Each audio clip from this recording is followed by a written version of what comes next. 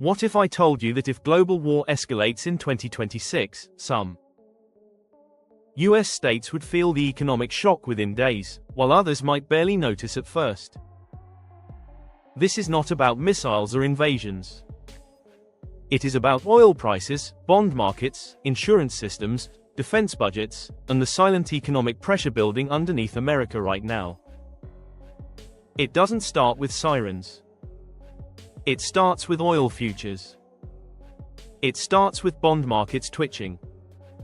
It starts with insurance premiums quietly rising. It starts with shipping delays that don't make headlines. And in 2026, the world is balancing on a razor's edge. The Russia-Ukraine war continues to grind through Europe, draining NATO stockpiles and pushing defense budgets to Cold War levels. The Israel-Iran confrontation has escalated beyond proxy tensions into direct regional destabilization. Every time tensions spike near the Strait of Hormuz, where roughly 20% of global oil supply passes, global energy markets react instantly. China-Taiwan tensions continue simmering in the Pacific.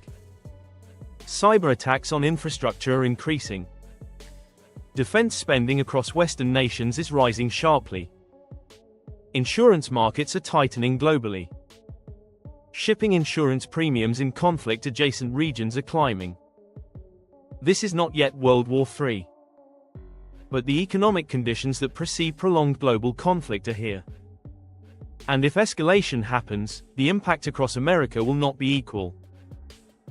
Some states are fiscally stretched. Some are deeply dependent on global trade. Some rely heavily on federal defense spending. Some are exposed to insurance collapse. Some are energy hubs vulnerable to volatility. Some operate with extremely thin household cushions. Today, we are not predicting attacks. We are analyzing structural vulnerability. Because war in 2026 does not just mean military confrontation. It means oil shocks, credit tightening, federal budget reallocation, supply chain disruption, inflation resurgence, insurance withdrawal, capital market volatility, and defense industry concentration. And certain states will feel these forces before others. Before naming them, understand how impact spreads. If escalation occurs, economic pressure travels through 6 major transmission channels. First is energy shock. Oil spikes to $120, $150 per barrel. Transportation costs surge. Inflation reaccelerates nationwide. Second is federal budget reallocation. Defense spending rises sharply. Domestic discretionary spending tightens. States dependent on federal transfers feel strain. Third is financial market volatility. Stock markets swing. Capital gains tax revenue drops. Credit conditions tighten. Fourth is supply chain disruption. Semiconductor bottlenecks reappear. Shipping delays increase. Export demand slows. Fifth is insurance and reinsurance tightening. War risk premiums increase globally. Climate-vulnerable states experience additional insurance withdrawal. Sixth is the confidence shock. Tourism declines. Real estate slows. Consumer spending weakens. Now, which states are most exposed to these channels? Number 10, Illinois, the pension-weighted logistics hub. Illinois operates an economy of roughly $1 trillion. However, it carries between $140 and $150 billion in unfunded pension liabilities, with a pension-funded ratio of approximately 45%. Nearly 25 to 28% of its annual state budget goes toward pension obligations. That limits fiscal flexibility if federal transfers tighten during a defense-heavy federal budget shift. Chicago is America's freight artery. Roughly 25% of all U.S. rail traffic passes through the region. It is a major intermodal transfer hub and a central node for agricultural and manufacturing distribution. If oil spikes, diesel prices rise. Rail costs increase. Food transport costs climb. Illinois becomes an inflation amplifier. At the same time, Chicago's commercial real estate market is still stabilizing post-pandemic. Higher long-term bond yields, potentially triggered by expanded federal defense borrowing, would increase municipal refinancing costs. Illinois faces a high pension burden, shrinking population trends, logistics centrality, and municipal refinancing sensitivity. It is not collapse, it is reduced shock absorption capacity. Number 9. Michigan, manufacturing in a fragile world. Michigan's economy exceeds $600 billion, with manufacturing accounting for roughly 19% of state GDP. The auto industry employs hundreds of thousands directly and indirectly. The automotive sector depends on semiconductor imports, global steel supply, stable consumer credit, and export demand. If Asia-Pacific shipping routes destabilize, semiconductor bottlenecks return. During the 2021 chip shortage, Michigan auto plants repeatedly halted production. If oil spikes above $130 per barrel, car demand declines. If credit conditions tighten, auto loan approvals shrink. Michigan exports billions annually to Europe and Canada. If European economies weaken further due to Russia escalation, export demand softens. Michigan's risk profile includes semiconductor dependence, consumer credit sensitivity, export exposure, and manufacturing concentration. Historically, unemployment in Michigan rises faster than the national average during downturns. Number 8. Arizona, growth built on water and federal capital.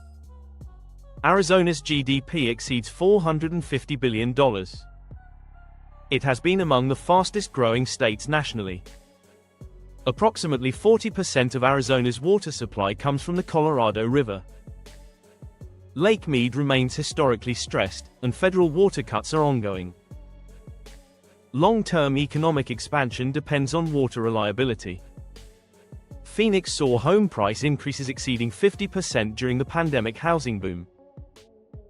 Now mortgage rates remain elevated, construction is slowing, and investor pullback is visible.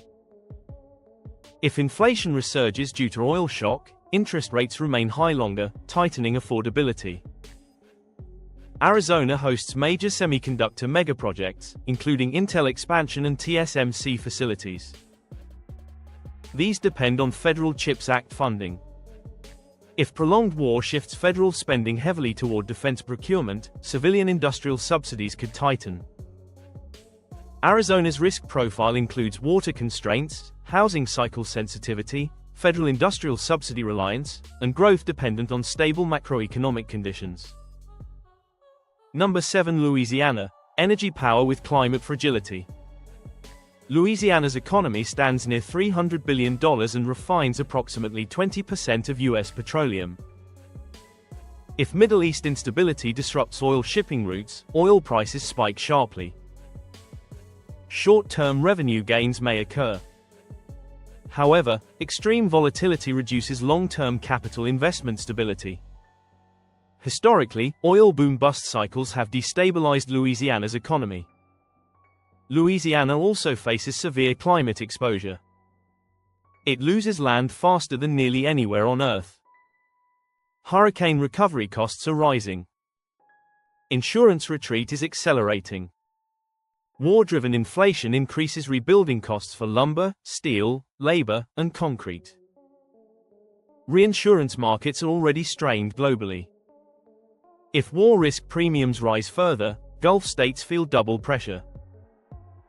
Louisiana faces oil volatility exposure, climate-driven rebuilding inflation, high poverty rates near 18 to 19%, and insurance tightening.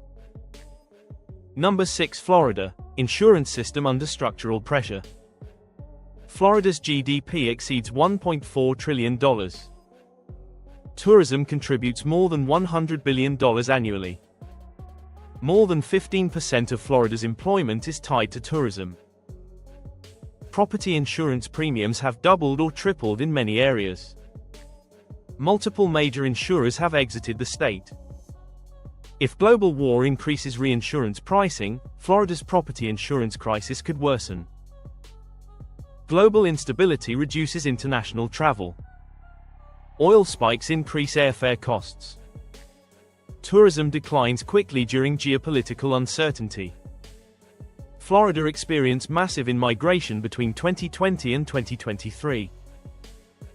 However, insurance costs are rising, property taxes are increasing, and mortgage rates remain elevated. If consumer confidence weakens, migration slows. Florida's risk profile includes insurance fragility, tourism dependence, housing cycle sensitivity, and climate exposure. Number 5. Texas, energy titan with grid and cyber sensitivity. Texas operates a $2.3 trillion economy and produces roughly 42 to 43% of total U.S. crude oil and more than 25% of U.S. natural gas. If Middle East instability escalates near the Strait of Hormuz, oil prices spike. While higher prices increase revenue, extreme volatility creates instability. Oil above $130 per barrel historically triggers consumer spending slowdowns, airline pressure, manufacturing cost spikes, and national inflation resurgence. Texas is deeply integrated into petrochemicals, refining, LNG exports, and industrial manufacturing.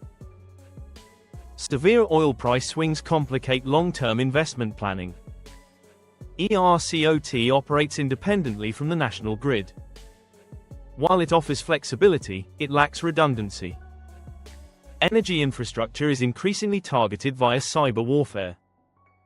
Texas also handles massive cross-border trade with Mexico, America's largest trading partner. Trade route instability would ripple through Texas ports and trucking corridors. Texas is powerful, but central nodes feel shock waves first. Number 4. California, global trade and tech nerve center. California's GDP approaches $3.7 trillion. The ports of Los Angeles and Long Beach handle roughly 40% of U.S. container imports. If global trade destabilizes due to war escalation, California feels it immediately. Electronics, apparel, automotive components, and consumer goods rely on stable shipping routes. California's technology sector depends heavily on semiconductor supply chains tied to Asia. Asia-Pacific tensions would create supply constraints. Wildfire seasons are lengthening and more destructive.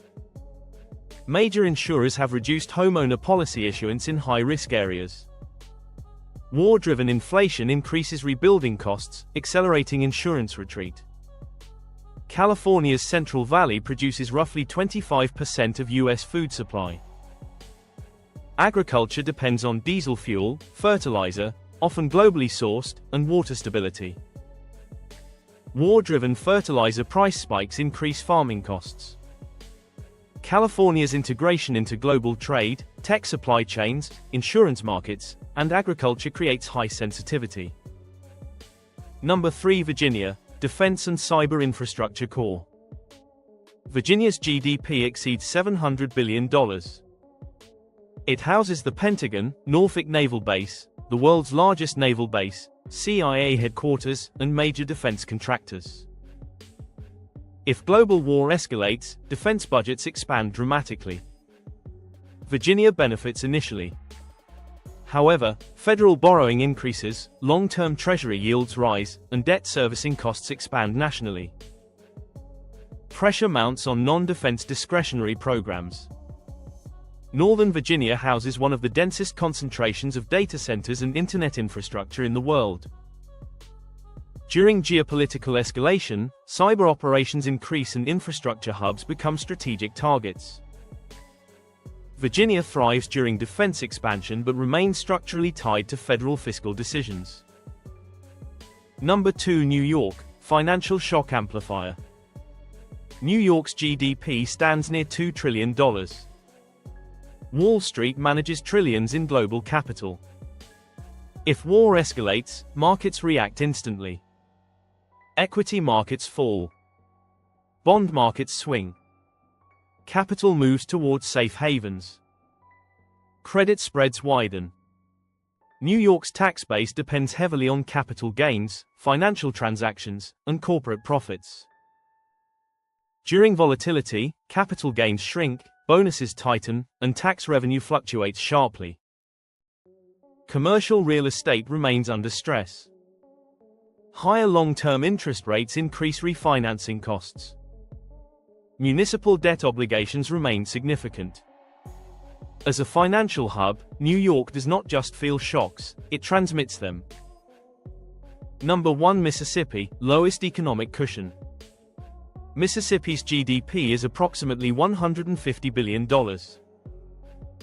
It has one of the lowest median household incomes nationally, with poverty rates near 19 to 20%. Low-income households have less buffer against inflation.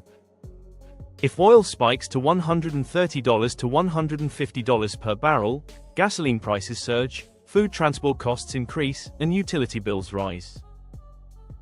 Households with limited savings absorb the shock hardest. Mississippi also sits along the Gulf Energy Corridor, near refineries, pipelines, and shipping terminals. Hurricane exposure remains high. If federal disaster funding tightens under defense-heavy budgets, recovery slows. In prolonged instability, resilience depends on economic depth. Mississippi has the least cushion.